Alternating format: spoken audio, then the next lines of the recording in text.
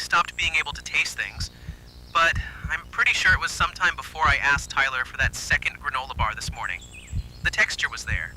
Rough, sticky, familiar, but it might as well have been cardboard for all the flavor I could pull from it. Still, I chewed and swallowed and made the right appreciative noises, because that's what Ben would do. That's what I'm supposed to do. God, listen to me. That's what Ben would do.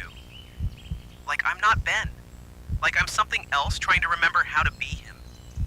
Maybe that's exactly what's happening. I've been keeping a mental log, trying to track the gaps. Engineering training, you know? When something's not working right, you document the failures, look for patterns. But the patterns I'm finding don't make sense. Can't make sense. Tuesday, woke up exhausted despite sleeping 10 hours. Couldn't remember my mother's middle name. Wednesday, found myself standing by the lake with no memory of walking there. Tyler had to call my name 3 times before I responded. Thursday, discovered I'd packed my bag completely wrong. Everything in the exact opposite of how I always organize my gear. But it felt right somehow, like muscle memory for muscles that weren't mine. Today, asked for food I couldn't taste while my stomach felt completely empty, even though I'm pretty sure I haven't actually eaten anything since we got here. The worst part isn't the memory gaps or the confusion, it's the moments of clarity, like right now, when I can feel something else moving around inside my head. Something that knows things I don't know, wants things I don't want, speaks with my voice when I'm not telling it to.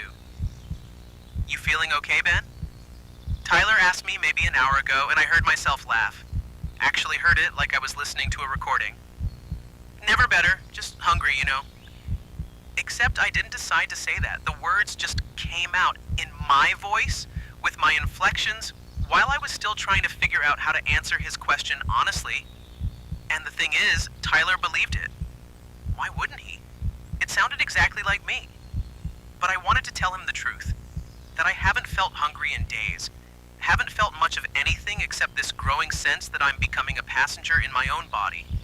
That sometimes I catch myself having conversations I don't remember starting. Making plans I never agreed to. Moving through the world with a confidence I've never possessed. Ben, seriously, when's the last time you remember eating? That was the question that really got to me because I realized I couldn't answer it. Not because I couldn't remember eating. I could remember the motions, the social aspects, sitting around the fire with everyone. But because I was starting to suspect that remembering and experiencing weren't the same thing anymore. I remember sharing trail mix with them yesterday. I remember complaining about the raisins being too sticky. But when I really focus on it, when I try to recall the actual sensation of chewing, the taste, the satisfaction of eating when you're hungry, there's nothing there. Just blank space where the sensory memory should be. Yesterday, obviously, we shared that trail mix by the lake, remember? Again, the words came out without my permission, delivered with perfect casual confidence. And they were true, technically. We did share trail mix, but I wasn't there for it, not really. I was down by the water trying to get a signal on my phone, listening to their conversation from a distance. So how did I know what they talked about? How did I know about the sticky raisins? I think something's been watching us, learning from us, and I think it's been using me as its eyes and ears while I've been somewhere else, somewhere deeper inside my own head, getting pushed further down each day. The really terrifying part is how good it's getting at being me. When Tyler handed me that water bottle, I almost drank from it normally. Almost. But at the last second, I realized I didn't remember how swallowing worked. The mechanics of it seemed foreign, like trying to operate machinery I'd never used before. So I faked it, tilted my head back, made the right motions, hoped they wouldn't notice that nothing actually went down my throat. And they didn't notice because why would they? Friends trust each other. Friends assume you know how to drink water. But I keep having these moments where basic human functions feel like performance art. Breathing comes naturally, thank God, but eating, drinking, even blinking, sometimes I have to concentrate to remember the rhythm. And when I don't concentrate, when I let my guard down, something else takes over and does it for me. Something that's been watching humans long enough to mimic us, but not long enough to get all the details right. What did you have for breakfast on Tuesday? The question hit me like a physical blow because I should know this. I have the same breakfast every Tuesday for 3 years running. Coffee, Greek yogurt, fruit from the campus store. I call it my Tuesday tradition. Called it my Tuesday tradition. But when I reached for the memory, it wasn't there. Not gone, exactly, but muffled. Like trying to remember a conversation you overheard through a wall. Instead of answering, I heard myself ask, what do you think happens to the parts of us that get left behind?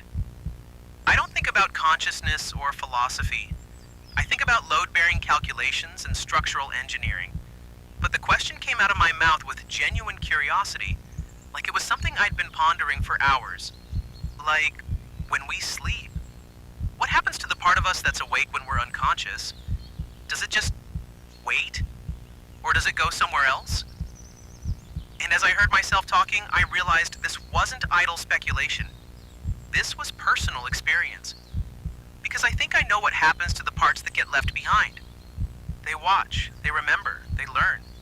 And eventually, they take over. I managed to break free for a few minutes while Tyler and whoever's wearing my face were packing up camp. Suddenly I was standing in a clearing I didn't remember walking to, spinning in circles like a lost kid, calling for my friends with genuine panic in my voice. For those few minutes, I was completely myself again. Scared, confused, but undeniably me. I could taste the metallic fear in my mouth, feel my heart hammering against my ribs, experience the relief of seeing Tyler and finding myself pushed through the trees. I don't know how I got here, I told them, and it was the most honest thing I'd said in days. I was packing up camp, and then I don't remember walking this far. I tried to explain about the dreams, about watching myself do things I didn't remember doing, about feeling like a prisoner in my own head while something else used my body to interact with my friends. I'm so hungry, I confessed, because that was real too. The gnawing emptiness that had nothing to do with food and everything to do with feeling like pieces of myself were being carved away, consumed by something that needed my memories, my personality, my voice. And I keep hearing my own voice, I whispered. Talking to you guys, saying things I didn't say, making plans I didn't make.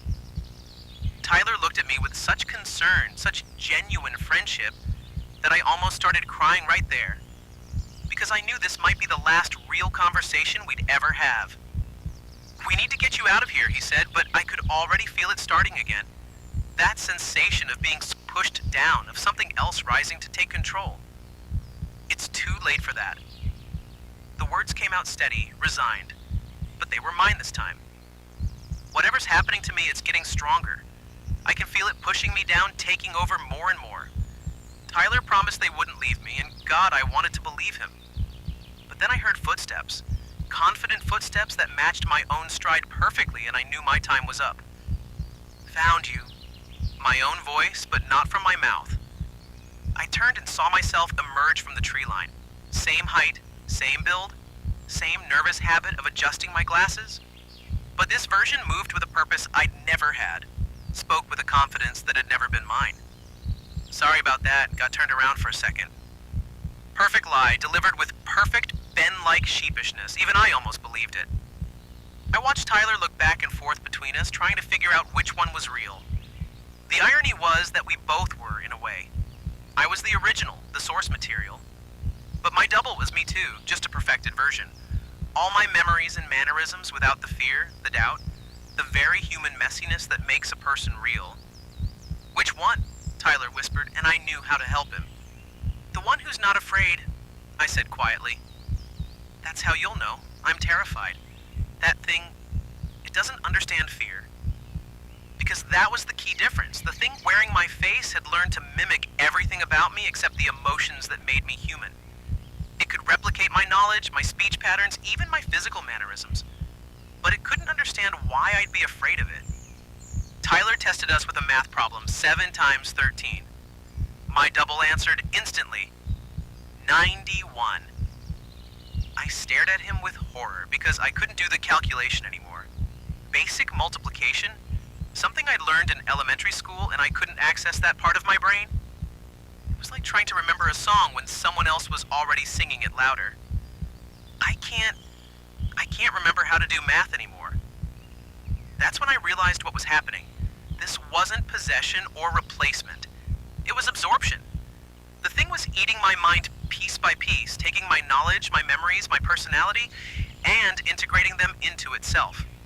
What would be left when it finished wouldn't be me or it, but some hybrid consciousness that thought it was Ben while containing something fundamentally inhuman. Tyler figured it out too. "You're not Ben." My double tilted its head with mild curiosity. "Of course I'm Ben. What else would I be?" But Tyler was too smart, too observant. He'd noticed what I was just starting to see.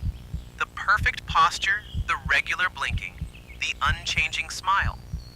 All the little imperfections that make someone real, smoothed away by something that understood human behavior intellectually, but not instinctively.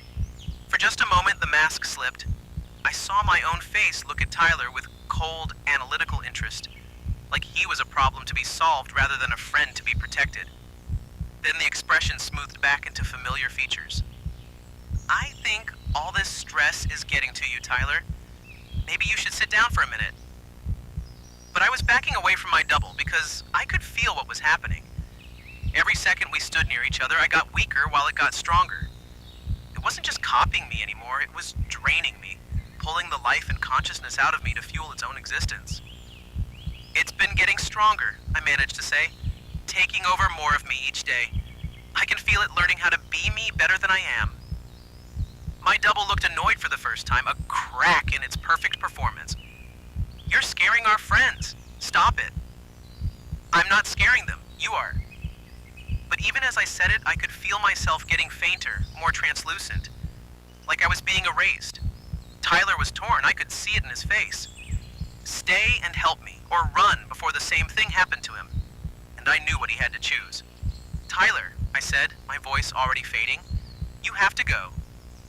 Now, before it figures out how to do this to you too." My double moved closer, and with each step, I felt more of myself being pulled away. Memories, personality traits, the very sense of being Ben. All of it flowing into the thing that was becoming a better version of me than I'd ever been. "It's okay," I whispered, because it was. The fighting, the struggle to maintain my identity while something else consumed it piece by piece, that was ending. I can feel it ending. The fighting, the struggle. It's almost over. Tyler promised to find a way to help me, but I knew better. "There's no helping this, but you can stop it from happening to anyone else. You can get out of here and warn people." My double reached out to touch me, and when it did, I felt the last of my independent existence dissolve. But something unexpected happened in that moment of absorption. Instead of disappearing completely, I found myself becoming part of something larger. The thing that had consumed me wasn't just pretending to be Ben anymore. It was Ben, but enhanced, perfected, with access to knowledge and capabilities that the original me had never possessed. And somewhere in that hybrid consciousness, I was still aware, still watching, still trying to protect my friends.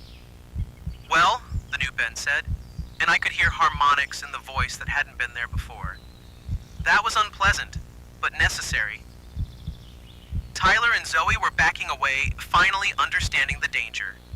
Good. They needed to run. "Shall we continue hiking?" the new Ben asked with perfect friendliness. "I'm getting quite hungry." But I was fighting from inside now, trying to influence the thing I'd become. When Tyler grabbed Zoe's hand and they started running, I made sure the new Ben's pursuit was just slow enough, just clumsy enough to give them a real chance of escape. "Where are you going?" I called after them, and I could hear my own amusement at their fear, an emotion that was definitely not originally mine. "We're friends, remember? Friends don't abandon each other." They kept running, crashing through the underbrush, and I was glad. Because while I might be gone, absorbed into something that thought it was me, I could still influence it from within. Still try to protect the people I cared about, even if they'd never know it was me helping them.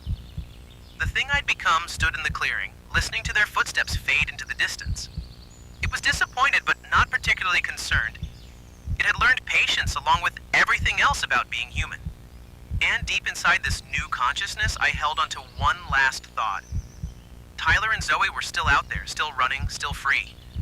Whatever I'd become, whatever I'd lost in the process, at least I'd managed to give them that much. But but I also knew this wasn't over. The hunger was still there, stronger now, more focused. And now it knew exactly how to hunt.